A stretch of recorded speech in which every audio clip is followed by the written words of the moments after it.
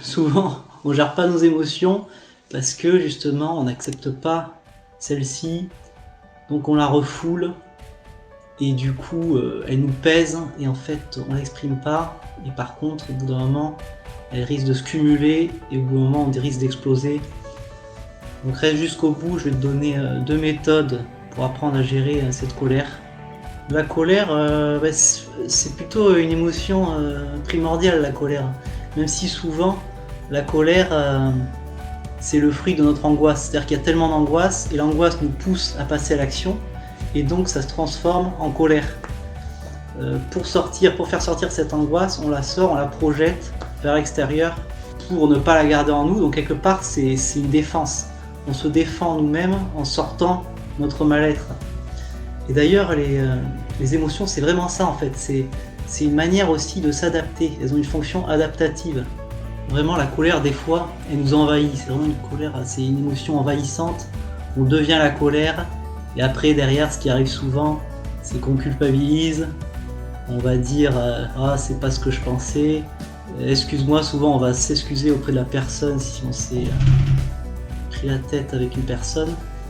Et du coup, on va dire excuse-moi, je pensais pas ce que je disais. Et en fait, c'est un peu une idée reçue parce qu'en fait, c'est le contraire. C'est-à-dire que les émotions, elles viennent de l'inconscient. Elles viennent directement de l'inconscient, sans filtre, donc sans être passé par le filtre de l'interprétation. Ça arrive direct de l'inconscient et c'est projeté. Donc en fait, quelque part, c'est la réalité, c'est vraiment ce qu'on pense, c'est vraiment ce qu'on ressent. La colère, comme toutes les émotions, elle est vraiment utile. Les émotions, elles sont vraiment utiles. Elles nous envoient un message aussi, parce que le message, c'est un peu qu'il y a un besoin non satisfait. Donc, quel est ce message? Et les émotions aussi, c'est vraiment le fruit de millions d'années d'évolution. Donc, c'est pas à refuser, c'est plus à écouter. Et je dirais qu'il y a 2 types de personnes face à la colère. Donc il y a les timides qui gardent tout, ils culpabilisent, ils n'acceptent pas leur agressivité, ce qui est un réel problème, c'est vraiment le problème principal du timide, c'est qu'il garde sa colère en lui parce qu'il n'ose pas montrer son agressivité. Souvent, on en revient toujours à un point par peur de ne pas être aimé, par peur d'être rejeté. On en revient toujours à ça. Très souvent, la peur qui est cachée derrière tout, c'est la peur de ne plus être aimé, d'être rejeté. Et ça, c'est dû, en partie, c'est une peur qui est innée parce que nos ancêtres, à la base, ils ne pouvaient pas survivre. Si un homme préhistorique qui se retrouvait seul, il mourait, il ne pouvait pas survivre. Vraiment, notre force, c'était notre cohésion, notre groupe. D'où cette peur innée d'être rejeté. Mais il y a aussi la peur de ne plus être aimé par rapport à la mère. Si le bébé ne sent pas assez d'amour de la mère, il va croire que c'est de sa faute. Donc, et là c'est pareil, le bébé il a absolument besoin de sa mère pour survivre, parce que c'est sa mère qui le nourrit, c'est sa mère qui l'aime, donc il a vraiment besoin de sa mère. Donc là c'est pareil, donc il y a une peur de montrer cette agressivité, par peur de ne plus être aimé, d'être rejeté derrière, et qui pourrait être un risque pour sa santé. Mais bien sûr, en tant qu'adulte, après, il n'y a plus de risque de montrer sa colère. C'est même plutôt une solution, la colère, pour les timides, parce que la colère, elle permet plein de choses.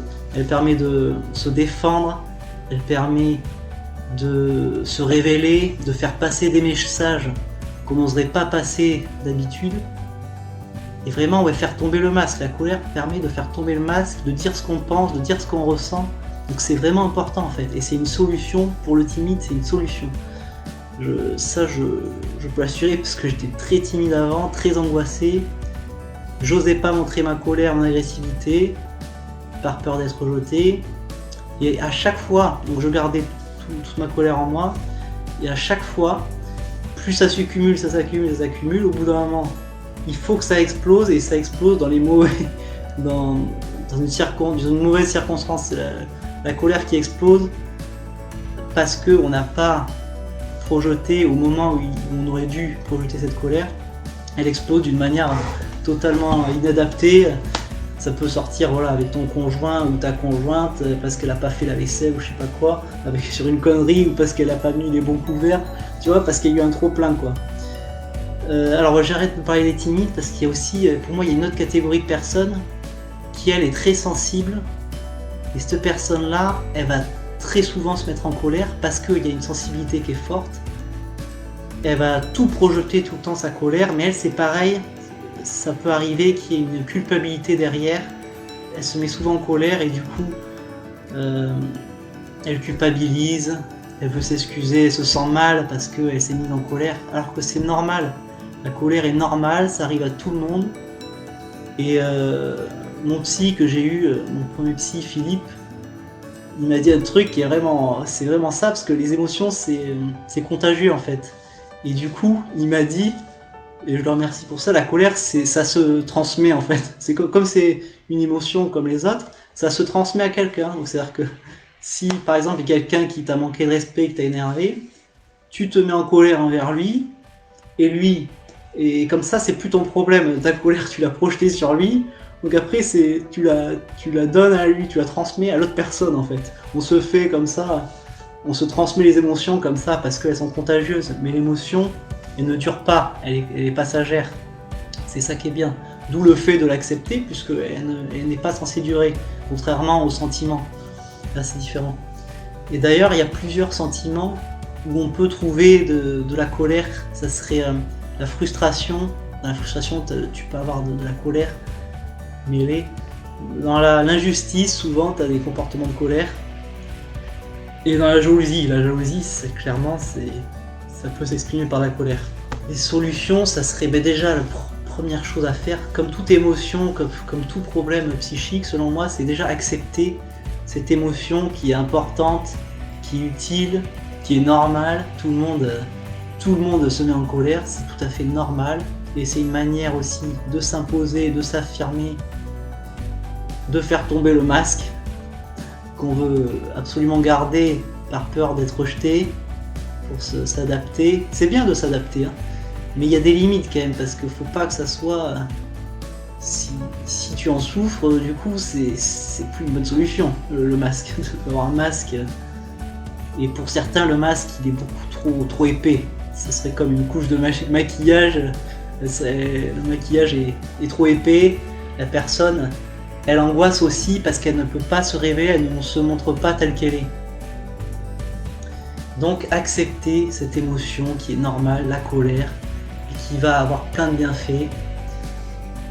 Et il y a une autre solution qui est vraiment intéressante, surtout si pour toi c'est impossible de communiquer ta colère, si tu as beaucoup de mal à affirmer ta colère, c'est un outil que j'ai utilisé.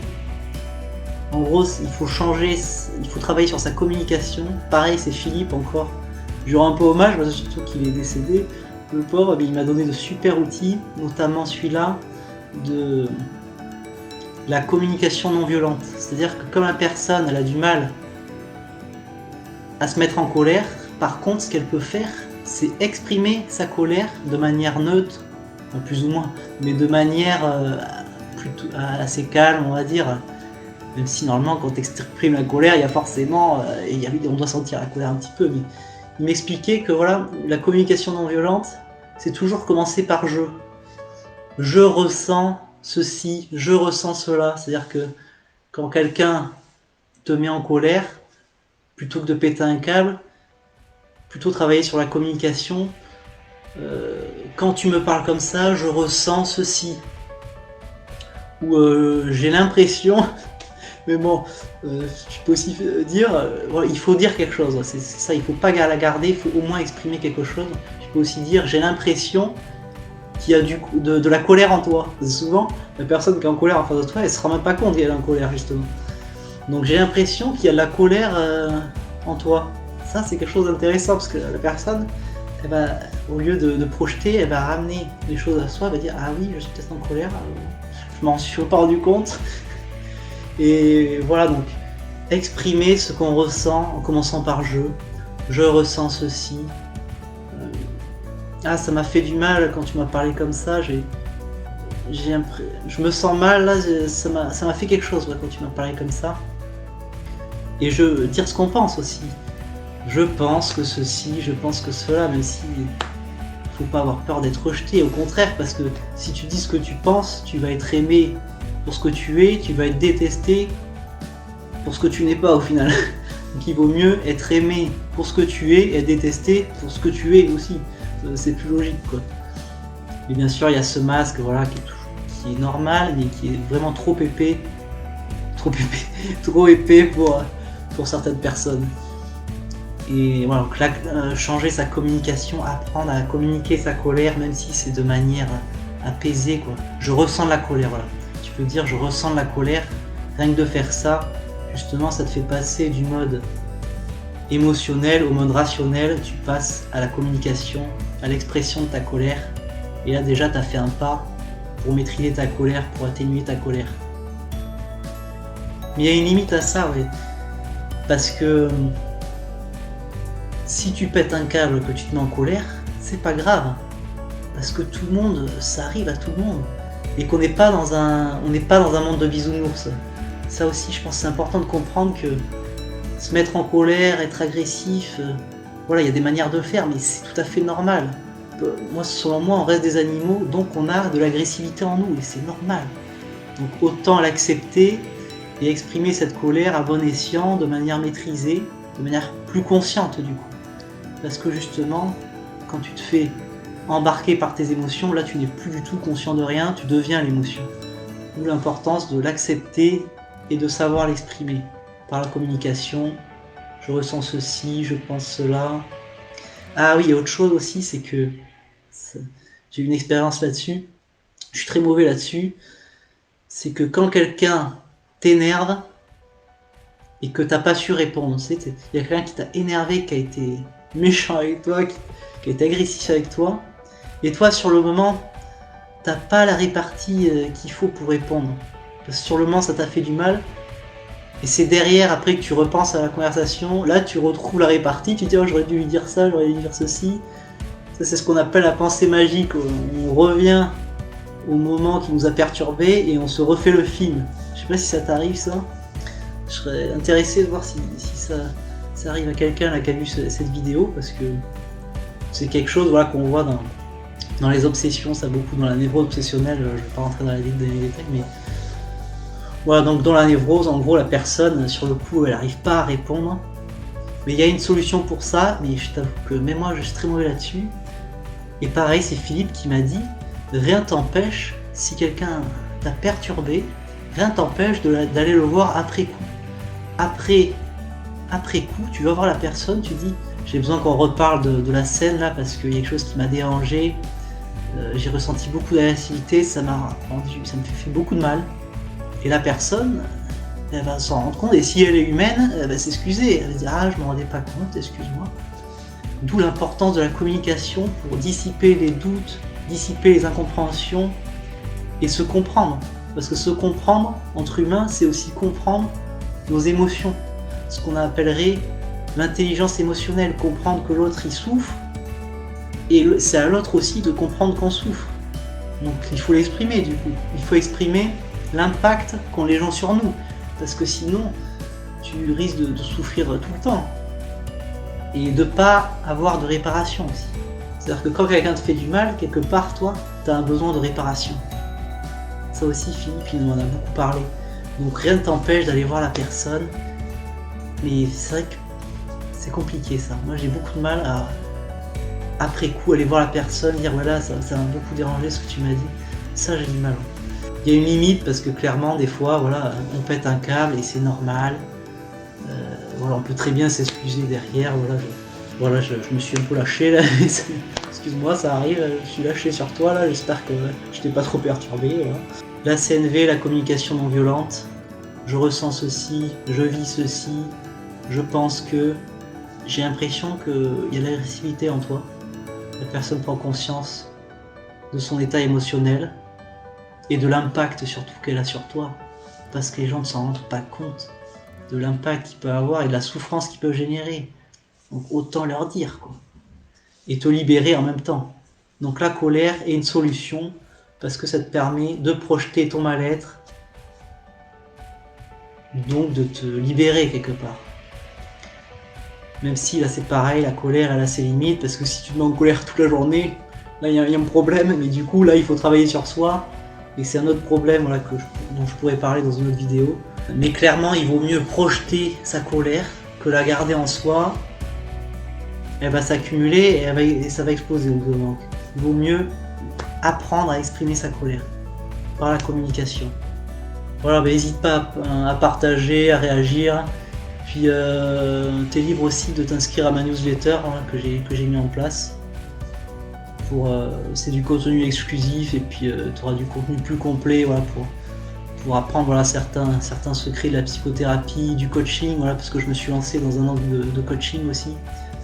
Moi je suis passionné par le coaching parce que pour moi c'est la vision de la psychothérapie et du coaching, pour moi elles se complètent bien parce que en gros pour avoir confiance en soi et pour développer ses compétences et réussir, ça serait plutôt le coaching. Mais le problème c'est que bien sûr il y a des angoisses, il y a des peurs, il y a des blocages qui vont empêcher cette confiance en soi d'arriver et ces résultats d'arriver. Donc là c'est plutôt la psychothérapie. C'est pour ça que je veux vraiment allier les deux, psychothérapie et coaching. Pour moi ça me paraît essentiel. La psychothérapie permet de libérer le passé, libérer les blocages, atténuer l'angoisse surtout, parce qu'effectivement plus tu as peur, plus tu angoisses, moins tu vas réussir à passer à l'action et donc à évoluer. La peur elle est bloquante à un certain niveau. Le stress à un certain point ça devient bloquant et contre-productif. Alors qu'un petit stress c'est bon parce que ça te permet de réagir comme il faut, de manière adaptée. Voilà. Et le coaching là, c'est plus basé sur les résultats, développer ses compétences, développer des stratégies pour réussir. Et on travaille plus sur le futur. Dans la psychothérapie, on libère du passé surtout, et dans le coaching, on travaille sur le futur, sur qu'est-ce qu'on va atteindre comme résultat, où on va aller, comment, quels résultats. À bientôt pour de nouvelles aventures. Prends soin de toi, au revoir.